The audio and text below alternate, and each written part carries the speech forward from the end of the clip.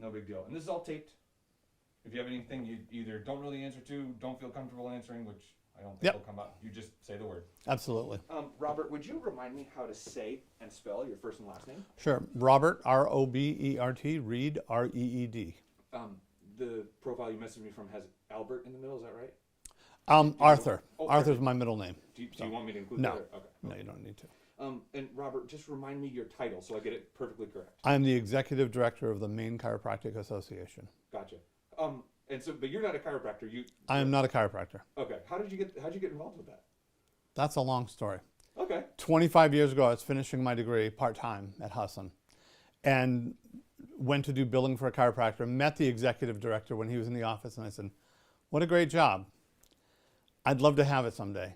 Went off, I spent 10 years working for Blue Cross Anthem, 3 years for Tufts, and then started working for larger healthcare facilities doing their billing, reimbursement, provider contracting on the other side. So I've seen both sides of this issue. And it just happened that I was doing some consulting and someone said, how'd you like to come to work for us? And that's that. And that's that. Nice. So yeah. That's great. That's cool. Yeah. And that brings up an interesting point. I mean, we don't have to go, I guess, really into all of the background, right? You know why we're here. I know why we're here. It's the story that we ran the other day about a therapist saying, I have patients who have Anthem insurance. I try to bill Anthem, and as they've notified the providers in Maine, because we switched our data management system for providers, your NPI is not matching up with what's in our database, and we're rejecting some of your claims. Unfortunately, for some providers, it's been going on for months of not getting their claims paid. You have some insight into how all this works is because you've worked for Blue Cross Blue Shield. Do you know what's going on here and what the timetable might be to get this rectified? Well, I first of all, I think that the NPI issue and the billing, identifying the biller is only a portion of what's going on at Anthem, in my personal opinion. It is an issue because they rolled out a new provider maintenance system. Originally in June, it was delayed until August. Unfortunately, the only information they gave providers was on their internet, on their website. So providers, a lot of providers didn't get the information, or what was read, they didn't understand would affect them because they assumed I have an NPI, I have a billing NPI, I've been getting paid, why would this be any different? So poorly communicated, Anthem specifically, and Anthem admits it did not mail out anything to providers, which is something they always did in the past. Something this important should have been better communicated, and I think that's a fall down on their part. Wow. So if you take that, and then we have some providers who are still giving billing IDs, a billing NPI and a personal NPI. So the billing NPI is who gets the check. Personal NPI is who's the doctor. So some doctors might work in more than one location or for more than one group. The check has to go to the right place. So it's a fail-safe system for them, but their system is not correct yet. We know that it's manual. I've had some great success with Courtney from Anthem, who has just been amazing to help our providers and is helping others. But it's a manual process walking through, testing the system, finding out what's wrong. I say that's only part of the problem because we've had a claims backlog for well over a year. I have one provider who was put on a prepayment review for a few claims, and that was in September of 2020, who has hundreds of thousands of dollars still out after a year unpaid. NPR in New Hampshire announced this week on a story $300 million just owed to their hospitals in New Hampshire by Anthem. This is happening across both states. The claim systems are not functioning correctly, and that may be the staffing issue that Anthem alluded to. Claim systems are designed so that an electronic claim comes in, a data set, goes through a series of buckets to sort, is it correct, is it correct, is it correct, and eventually pays. If there's a problem, it falls into these electronic buckets that have to be worked by claims processors, something I did for years. There's no consistency in how they process the claims. I can take a provider providing the exact same service over 8 different visits, and 3 will be paid and 5 will be denied. Why? And we don't know. But the closest I can get is when these electronic buckets occur, people have to manually work those. So it's their decision-making process. Could it be lack of training? Could it be just trying to get the claim through too quickly? We don't know, but some people will deny it. Others will try to pay the claim if it is correct. I mean, that sounds like a whole host of issues, not just a new data system with the numbers not matching. This is a huge concern. We use what's called correct coding initiatives, where we're told by the federal government and by others how to correctly bill and how to use the codes. There are modifiers that go with the codes if you're using 2 codes in one visit. We use those appropriately. We indicate this issue's for the neck, but this other treatment is for the low back. Those should be paid, and we'll still get denied. And that's the frustrating part for our providers, is they're doing exactly how they're told to do. Now, eventually, they can call, spend time on the phone, and eventually get that claim paid. But I had a doctor this weekend who said, I've got 80 claims I have to call on Monday, 1 at a time or 3 at a time is the most you can have on a call, to get them reprocessed. That's a lot of time for someone. Some of these people are individual practices. They don't have a large staff. It's a lot of time spent. Time that they could have been spending. Time they could have with the patients. And making more money. Not only helping people, but also making more money. You know, we have 350 chiropractors in Maine who are working, and they're hiring local people. They'd like to pay their bills. They can't if Anthem's not paying them. You said you have 350 chiropractors under your association. We have 200 in the association. Sorry, 150 are not in the association, but we do a lot of work with them to help them as much as we can. Of those 350 that you're aware of, how many of them are having issues with Anthem? My best estimate would be at least half. I know some offices are what they call cash practice. Right. So they don't take insurances, so the patient may bill later, but I would say at least half. It's the number one issue that I have. It's a constant, 30 to 40 emails a day just on the Anthem issue right now. It's my work. That's what I do. You had mentioned that you can kind of go through manually with a claims processor on the phone and do that. How long does that process take? Depending on who you get on the phone, it can be 3 minutes, it can be 10 minutes, but you're also on hold waiting for your turn. The other part of that is that the first level claims processing is no longer done in the United States for those calls. It's sent off center. So you have some language barriers at times. You have people who can understand it, but they're not claims processors in the sense of what you would have had in the past. I think the training is lacking, and I think it's just forcing it through, and then eventually you have to ask for a supervisor to get anything paid. It's a lot of time spent. A lot of time spent for claims that should have gone through the system and paid correctly. Now, it's not just chiropractors. You heard about the therapists. I've also heard from optometrists. Optometrists, the Osteopathic Association has a concern. The independent physical therapists in the state are having a concern. We basically have an alliance of healthcare professionals who are saying, this is terrible. What concerns me almost as much is the lack of interest by the Bureau of Insurance to do anything. Up until now, the Bureau of Insurance has said, this is a contracting issue between you and the carrier. We're not going to get involved. And we're saying, patients can't get their claims paid. We don't know what to bill patients until the claim is paid. This is a claims issue. It is a substantial problem with Anthem, and the Bureau should be front and center getting answers, and they have not. Some frustration there on your part. Absolute frustration. I've worked with the Bureau in the past and had great results where even if it was a contract issue, they came to the aid of the doctors in the state of Maine and helped doctors get things resolved. I can understand, the state not wanting to be involved in an individual's contract with Anthem. But it sounds like this is much more far-reaching than just, 1 or 2 or 10 individual practitioners.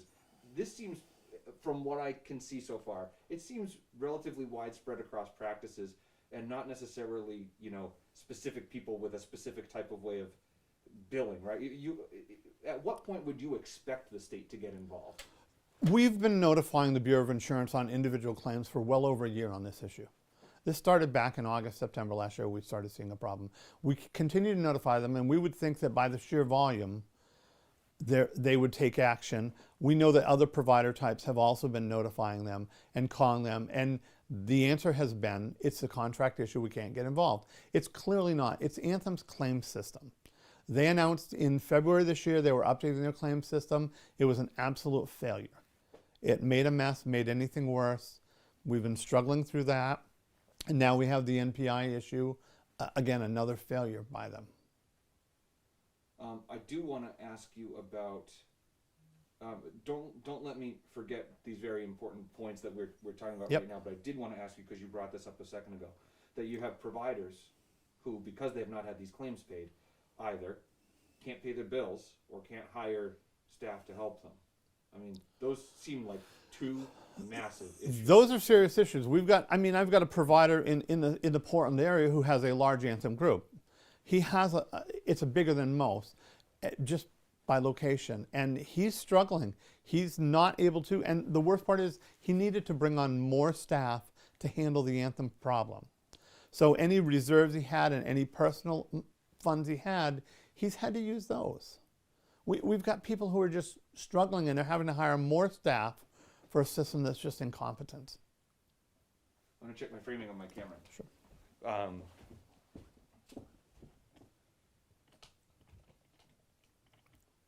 Cool. I think it goes without saying, Robert, that, and I guess I'm gonna go ahead and say it, you have to, I mean, in many cases, you have to be paid for the work that you do, otherwise you can't pay your bills. I mean, this is, would you see this as something that's going to deter people from wanting to enter any type of healthcare profession that has to deal with Anthem insurance? I do see providers who may consider leaving Anthem, Aetna, any of those groups. The model's changing partly because of these issues, but also because the copays for specialty care are so high that it's actually, the patient never pays a penny of the, never has insurance coverage, in fact. So I don't see this issue being the one that drops them, but just in general, the copays and other issues are why they're going to move out and become what they call cash practice. Yeah, I mean, what's the pardon my ignorance, but what's the impact if more than half the state's healthcare providers went to cash only? More expensive for the patient?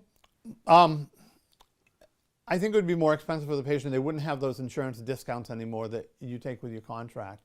I mean, I'm sure it would be worked out fine, but I think the patients would struggle because you're going to have to find that doctor. If you have insurance, it's going to be tougher to find a doctor as more of them leave. The Maine care system is actually a great example of that. Chiropractors in Maine have been reimbursed lower than anybody else since 2010 when they did an update and emergency rule to get funding in.